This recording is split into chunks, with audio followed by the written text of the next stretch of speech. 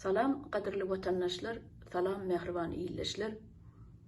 Biz yine de Novottaki protestimizi geçirmekçi. Bu protest New York şehrine geçirilecektir. Ve sizin ehlinizi şol proteste katnaşmağa çağırıyardı.